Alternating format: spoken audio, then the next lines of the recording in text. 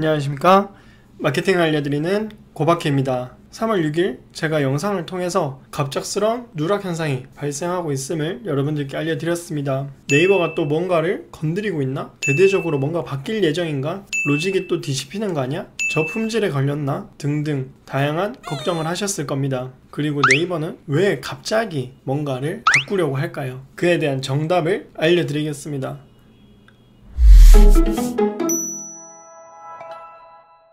바로 네이버가 로직 알고리즘에 변화를 주는 특정 시점이 있기 때문입니다. 게임으로 비유해서 말씀드려보겠습니다. 바로 게임처럼 패치를 하기 때문이죠. 게임이나 네이버로 생각을 해보면 무언가가 바뀌는 것이 갑자기 라고 이야기하기는 어렵습니다. 왜 그럴까요? 게임에도 특정 날짜에 미리 공지를 하고 대대적인 패치를 하는 것처럼 정기 검진과 같은 패치도 있지만 사소한 오류나 문제점을 일시 중지하지 않고 그냥 이용 도중에 몰래 패치하는 잠수함 패치 같은 개념도 있기 때문입니다.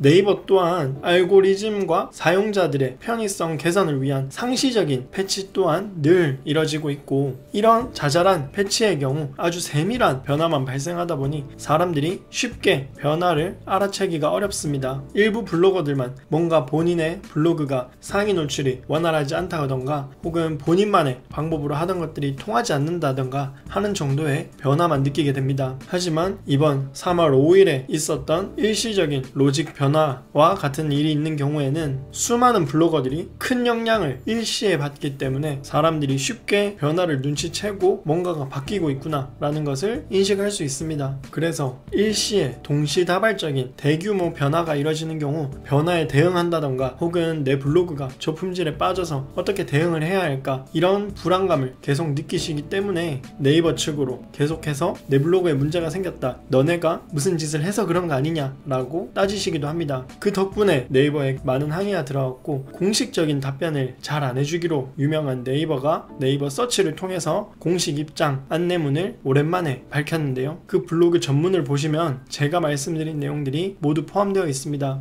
제가 그 내용을 잠깐 읽어보면 검색을 위한 계산에 사용되는 변수값들은 값의 특성에 따라 매일, 매시, 매분, 매초 자동으로 업데이트되고 있다고 이야기합니다. 또한 특정 페널티가 꾸준히 쌓여있는 상황에서 업데이트 시점에 맞춰 기존의 잘못된 행동들이 일시에 페널티를 먹으면서 검색 누락 등의 문제점이 발생하는 것이라고 설명했습니다. 그러니까 여러분들께 제가 조금 더 쉽게 설명을 드리면, 블로그가 아주 잘 원활하게 노출되는 것, 잘 키워온 것을 100점이라고 생각을 하고 저품질로 들어가는 것을 0점이라고 생각해 보겠습니다. 그리고 이 점수들은 내가 블로그에 쌓아온 글 하나하나의 점수값들을 모두 모아서 0점부터 100점까지 줄을 세운다고 생각할 수 있습니다. 그런데 내가 네이버가 싫어하는 특정한 행동들을 꾸준히 쌓아왔고 그러한 이유 때문에 블로그가 10점 정도까지 내려와 있는 상황에서 블로그 저품질 기준을 강화하면서 10점대에 있던 사람들까지도 0점에 해당하는 점수로 떨어지면서 로직 업데이트 시점에 일시적인 대규모 저품질 사태가 발생할 수 있다고 설명하는 것입니다.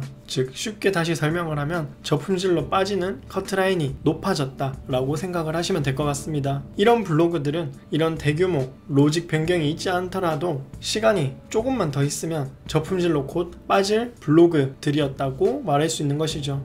그러면 DMC 고박해 팀장이 이야기하는 적절한 대처 방안은 무엇일까요? 우리는 이런 대규모 로직 변경이나 상시적인 알고리즘 변경에 어떻게 대응해야 할까요? 먼저 첫 번째로 사소한 패치일 경우에는 블로그 글이 누락된다던가 평소처럼 글을 썼는데 상위 노출이 잘 안되는 경우에는 일시적인 현상으로 볼 수 있어 크게 신경 쓰지 않으셔도 되고, 지난번 제가 3월 6일에 3월 5일 일시적인 누락 현상에 대해서 말씀드린 것처럼 당분간 블로그 포스팅을 쉬어보는 것이 방법이 됩니다. 두 번째로 대규모 로직 변경이 있는 경우에는 작년 5월이나 9월처럼 신누락, 저품질 대란이 오는 경우에는 네이버가 포스팅을 할 때 사람들이 어떤 행동을 하지 말기를 바랬는지를 이해하고 이런 행동들을 앞으로도 하면 안 되겠다, 그리고 예전에도 내 글들에 그런 점들이 있다면 수정을 해서라도 삭제를 해야겠다 라는 적절한 대응이 필요합니다. 그러나 이런 문제점들을 고치는 데 있어서 여러분들의 신중한 접근이 필요합니다. 네이버가 싫어하는 행동, 문제점이 무엇인지 하는지 정확히 알지 못하는 상황에서 여러분의 스스로의 판단만으로 수정을 하는 경우에는 잘못된 행동들이 계속해서 반복되어 누적될 수 있기 때문에 결국 저품질로 빠르게 빠질 수밖에 없습니다.